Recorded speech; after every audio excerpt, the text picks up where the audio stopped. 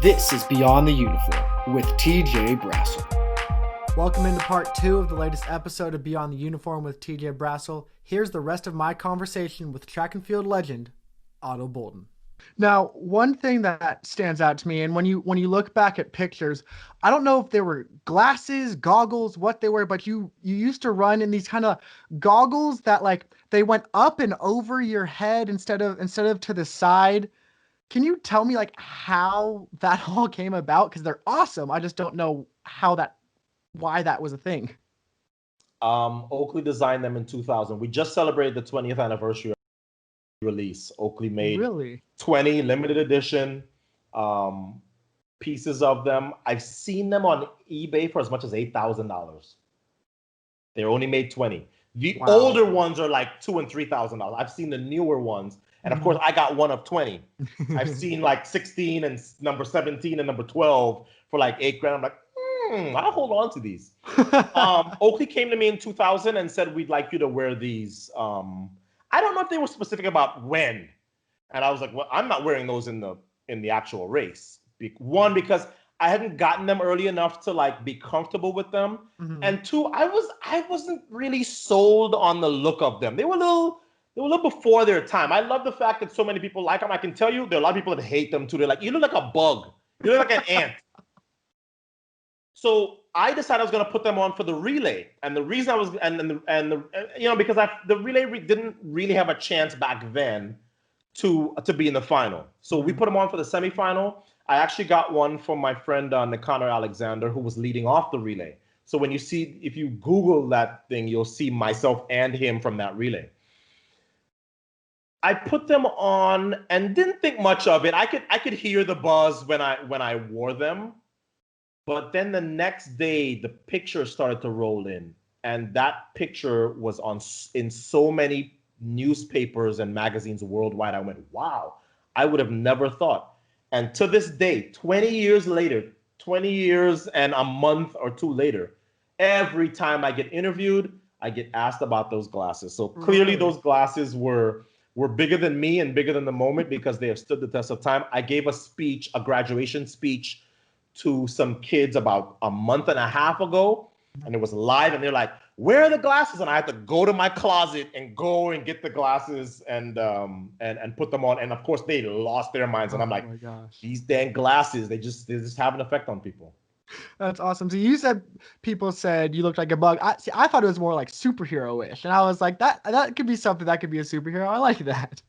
But okay, so I mean, we've touched on your track and field career, but you've also had an amazing television career as well, post-track. You've been nominated for a Sports Emmy, 2016 Sports Illustrated TV Analyst of the Year. You've broadcasted the Olympics since 2008. What led you to decide that was the next route for you once you finished up your track and field running career? I'm not sure that on the night I retired, I had any clue what I was going to do next. I didn't. I really did not. I had no idea what I was going to do. But I had sown some seeds back in 1999, which I didn't think at the time would actually bear. I was injured and couldn't compete at the World Championships in Seville. And I wanted to stay at home and feel sorry for myself in LA. And my manager told me, absolutely not. In the same way that when there's a heavyweight title fight, everybody's ringside. This is the World Championships. You're going to be here. And I went there. And because I was so idle and had nothing to do, I was losing my mind. I ended up on the BBC doing some, not analysis, but sort of like pregame, right? Like, what do you expect? Maurice Green's, is he going to win the 100? Is the world record going to go? Is he going to win the 200?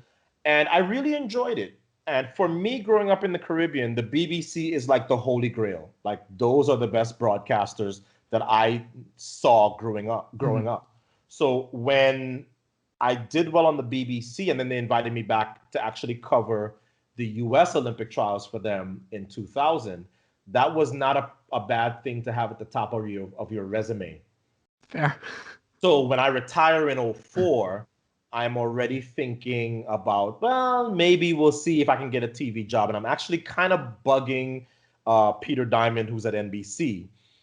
He didn't tell me then, but he told me after that they were letting other people groom me. So I was I did the NCAAs for 4 or 5 years and kind of got my my teeth cut on that. And then in '07, NBC calls me up, and to me, it almost felt like, with all respect to CBS, I was only doing one meet a year. I was literally only doing the NCAAs for them. And what's bad about that is I'd make a mistake or I'd do something, or I'd look back at and critique myself. And I had to wait a year to fix it. And that would drive me nuts. So NBC eventually called me up, and then I've been on NBC since '07.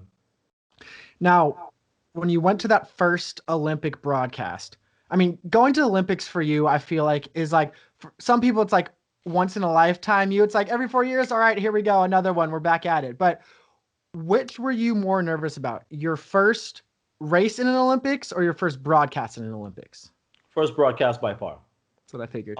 In the same way that it's easier to be a competitive athlete in the Olympics than it is to coach or to have to root for somebody.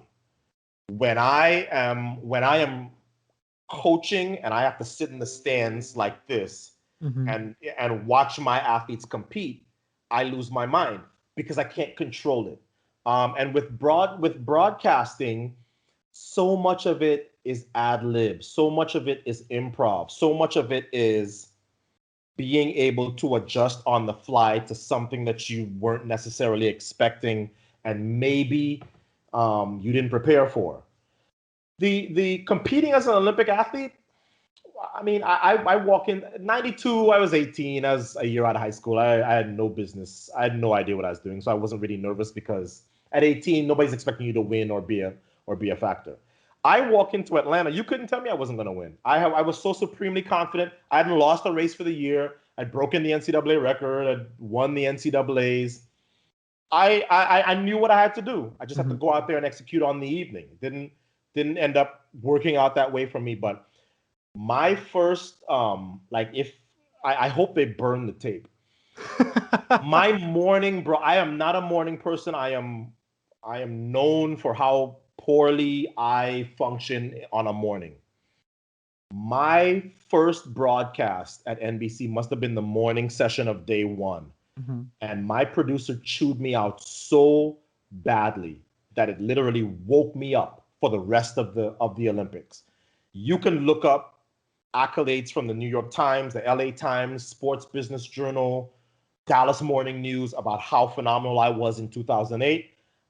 I don't know if I was phenomenal. All I know is that I was so bad the first morning that I got chewed out so badly, I didn't think I was going to keep my job past the first day, because that's how disheveled and not ready for prime time I was. But he woke me up, and I recovered. Well, you definitely kept your job after that first day, and it's been pretty good ever since. So, I mean, doing these broadcasts, you were a sprinter. What is your favorite race to call?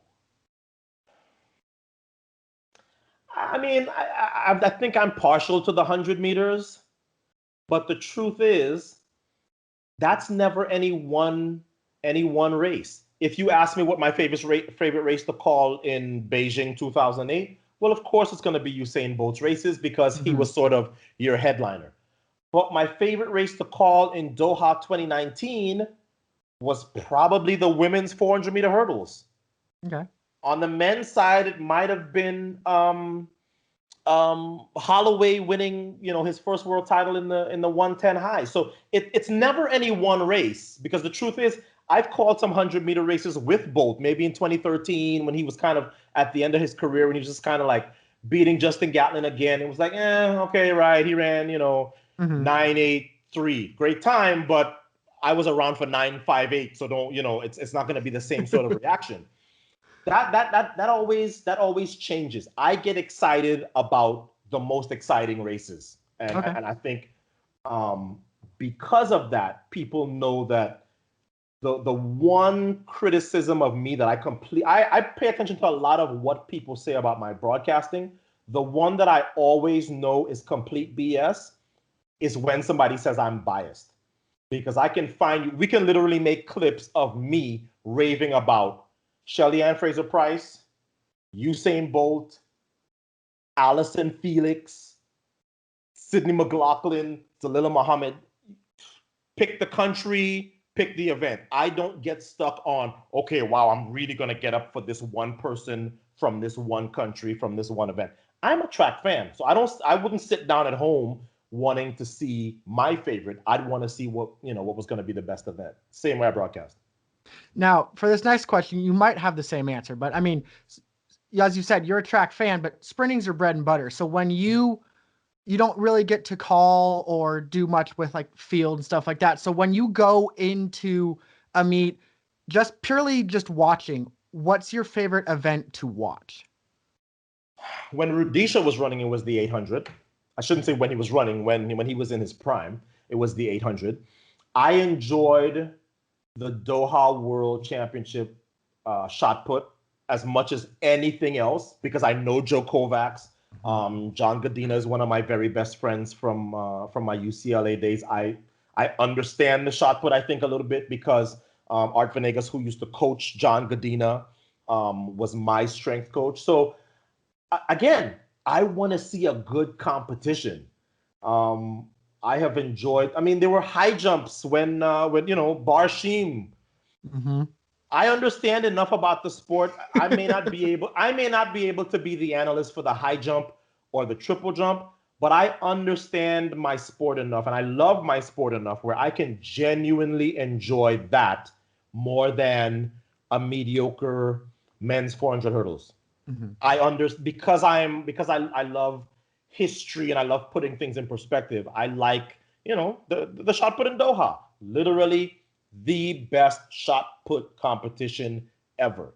So I'll always remember watching that fondly because I'm like, you know what? Remember when we had said that the World Championships in Doha, maybe the performances weren't going to be so good because it was so late. And statistically, that World Championships was the very best. So it isn't just track and field that you've done broadcasting in. Recently, you've done some NASCAR as well. Yeah. What led to that? I think NBC was trying to find other ways to use me after a good Rio Olympics. And I'm a car guy, so they figured let's stick him over there. It was difficult for me because I'm the guy that there's nothing that's going to happen now in a track and field broadcast that I have not either been through as an athlete or been through as a track and field broadcaster. And I found myself being very fish out of water for the NASCAR broadcast, which was what NBC wanted. But there were people on my social media who were like, really? Like, he doesn't get, and it was like, no, I'm an F1 guy. I love Lewis Hamilton. That's the sport that I watch. So NASCAR was completely new to me. And I think not all, but some of that NASCAR audience was like, why is this guy on here asking questions that like my toddler knows? But that was difficult for me, but I completely enjoy watching NASCAR now. I just watched the championship this past weekend. Even though I've had to move on because of my coaching and so on, I will never not look back fondly on my NASCAR days. I think it's very fitting that an extremely fast human stayed in broadcast and still went to an extremely fast sport. Right. So right. I'd seen a quote from you before you did your first NASCAR broadcast talking about how all of your cars were electric cars and you were really nervous that being around all of these fast cars was just going to make you have an impulse buy and buy like some really expensive, super nice, fast car. But I could not find anything on what the outcome was of that. So I would love to know, did that end up happening? I've owned a Tesla since 2013. I'll give you a little bit of backstory with Tesla. Tesla, the factory in Fremont, is about 10 miles as the crow flies from the high school I grew up in. So I've known about Tesla back when they were only making the Roadster. I was the guy trying to tell people about this car company. They're like, what the heck is a Tesla? So for me now to see Tesla be a household name and to have, Elon Musk be the rock star he is very fulfilling because I've been talking about Tesla since its inception. The funny thing for me that I remember My very first NASCAR broadcast was the Coke 0500 or whatever at Daytona. I live in South Florida, so I drove up there in the Tesla, and you should have seen some of the looks from like the NASCAR faithful with me drive, because I have the pass to drive away inside by where all the NBC trucks are, and people are just looking at me like this is against our religion, literally. But no, it didn't make me want to go buy something else. I eventually think my next really nice car is going to be a McLaren, because I have fallen in love with my Tesla and the torque and the mashing your right foot and you just boom, you're at 60 or 100 or some other illegal speed that I never drive.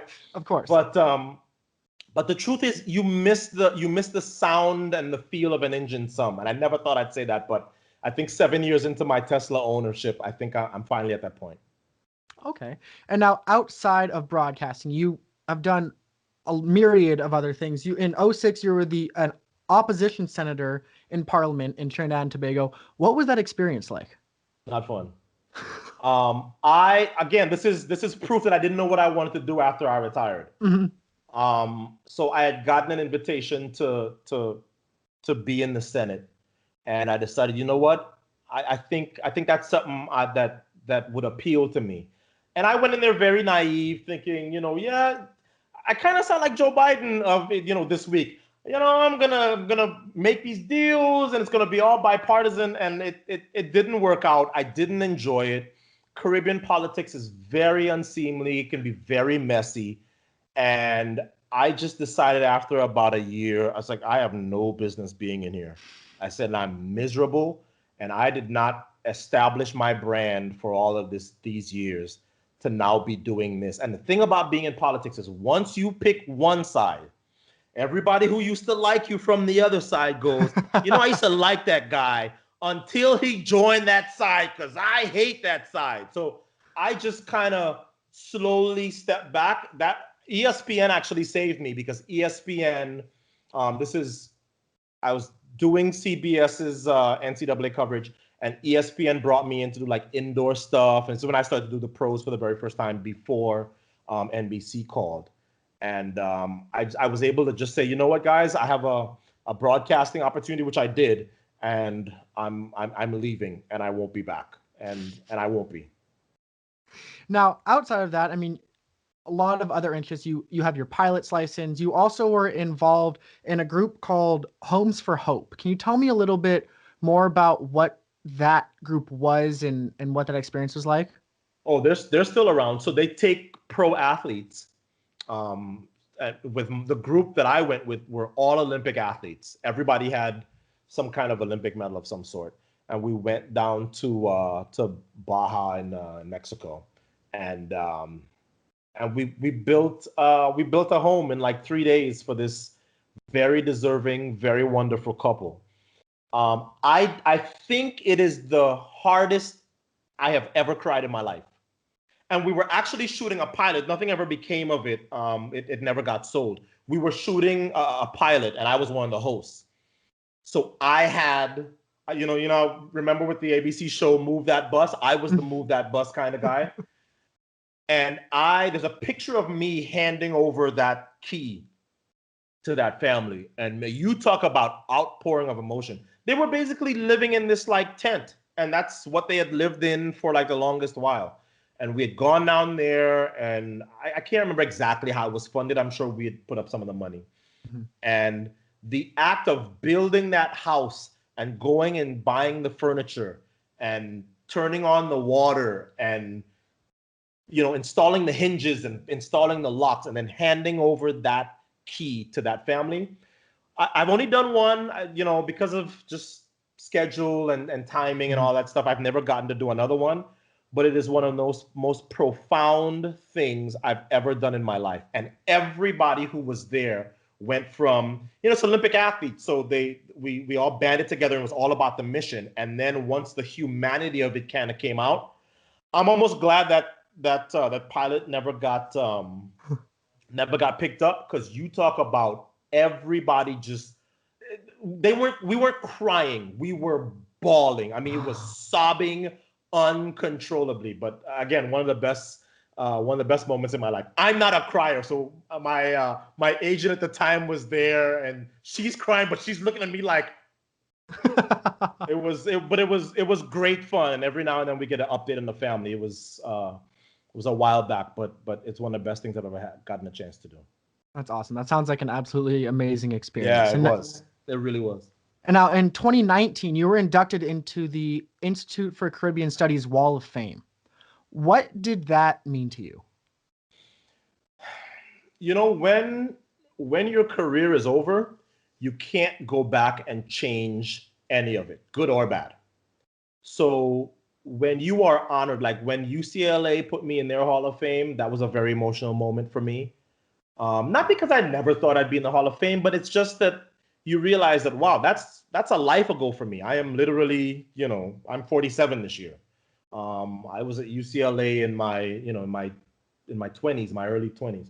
So for me, it was like, when anytime anybody calls you for a Hall of Fame, it's because it's emotional, because it takes you back to that part of your life, and it makes you remember a time when your life was completely different. My life could not be more different now. I am a father and a coach and a broadcaster and all these things that I didn't necessarily think that I was going to be back then.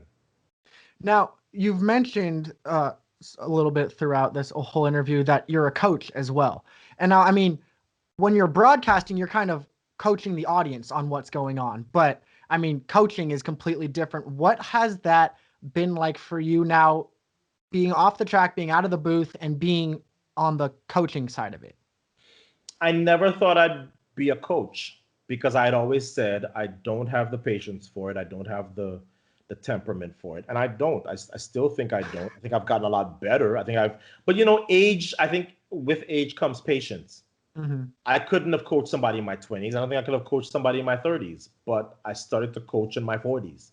And I think that's what helped me. So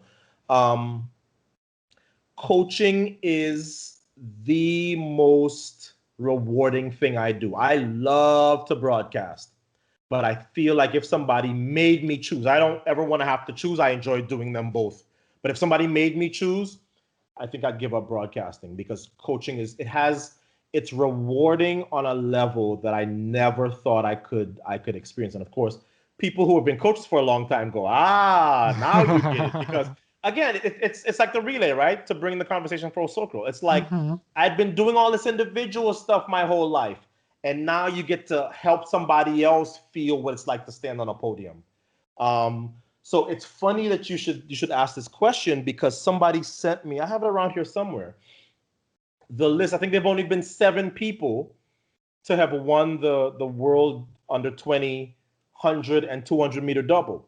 I was the first, and Brianna Williams, who I coach, is the most recent. That's awesome. Yeah, and she's the youngest to ever do it. And it's going to be hard to break her record because she was 16, and 15-year-olds don't get to go, and she's born in March. So you have to be born in February or January, be 16, and then go there and win World Juniors. So I think she's going to have that for a while, but it's so much better to do it for somebody else. And that's the difference between, 27-year-old me and 47-year-old me. Now, when you were running, I'd read that your dad actually couldn't watch you race. He would get too nervous to watch you race. And you told me about how you were very confident in yourself, and nerves didn't necessarily always apply that much. But at the same time, you were running with the pressure of an entire country on your shoulders. You said you were the medal count for a few of those Olympics. What was that pressure like? I approach pressure the same way I do as an athlete, the same way I approached it then, the same way I approach it now as a broadcaster and a coach. If you want to not have nerves and not feel pressure, prepare yourself. Pressure to me is the absence of preparation. It's like an exam. When you've studied, you've done every possible thing, that syllabus backward and forward, you go into that exam bring that exam. And if you've been hanging out and you haven't really prepared, and you've been with the girlfriend or whatever, then you feel that pressure because you're anxious because you don't think that you're 100% prepared. I never felt real pressure because I always felt like I was prepared. So my father, God bless him, my father never came to the Olympic Games. I went to 4 of them. He never came to the Olympic Games. But Wow. it's funny how life works. He was in the stands when I win my world championship in Athens, Greece in 1997.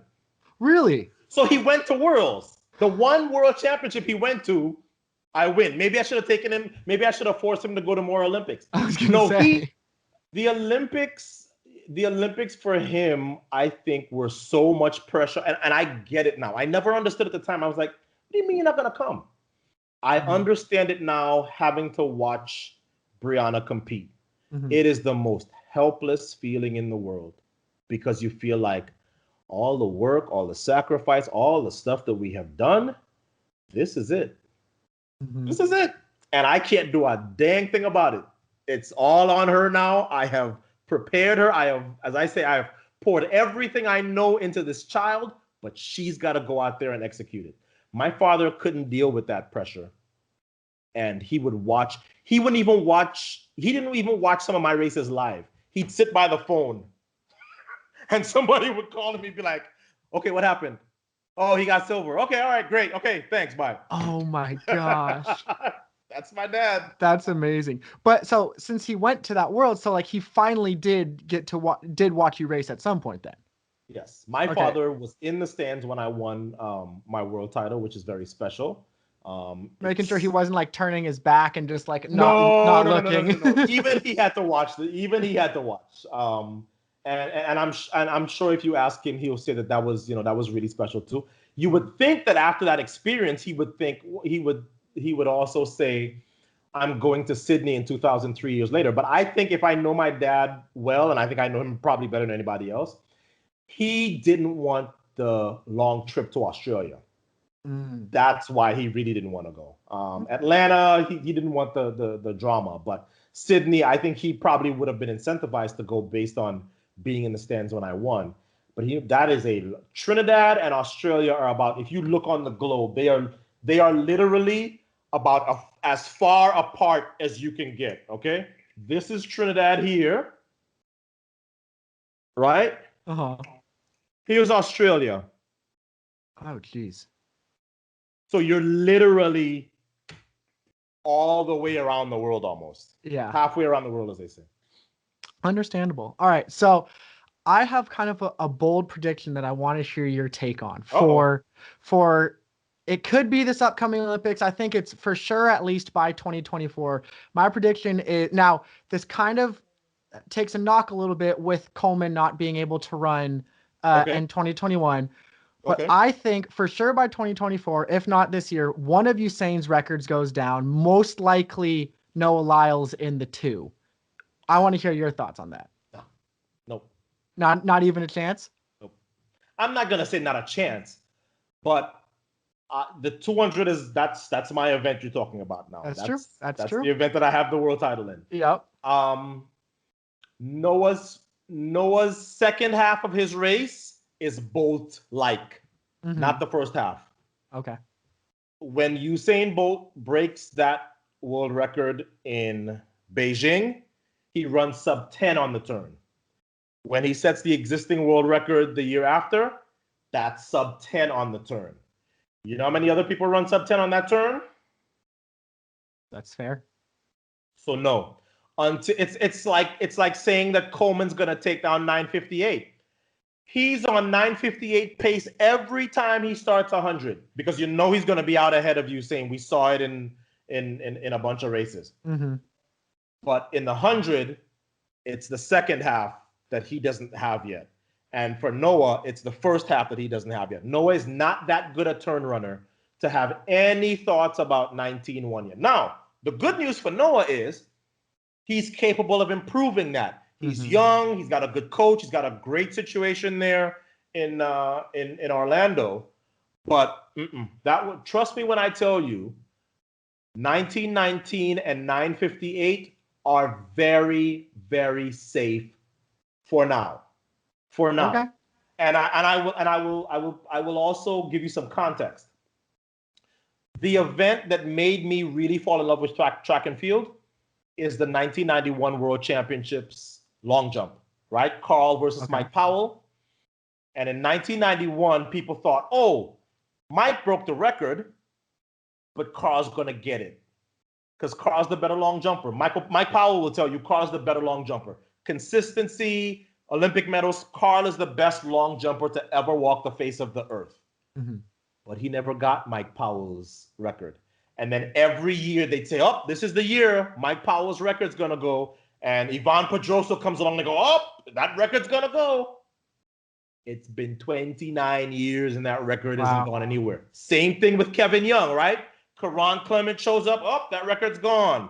And Angelo, some records, you see them and you go, that one's going to be there a while. 1919 and 958 just turned 10. They're 11 this year. Mm-hmm. Those records are going to be there, I think, for another 4 or 5 years. Let's see Michael Norman. Let's see Christian Coleman. Let's see Noah Lyles. Let's see if somebody else, shows up. Maybe an NFL wide receiver somewhere. I don't know.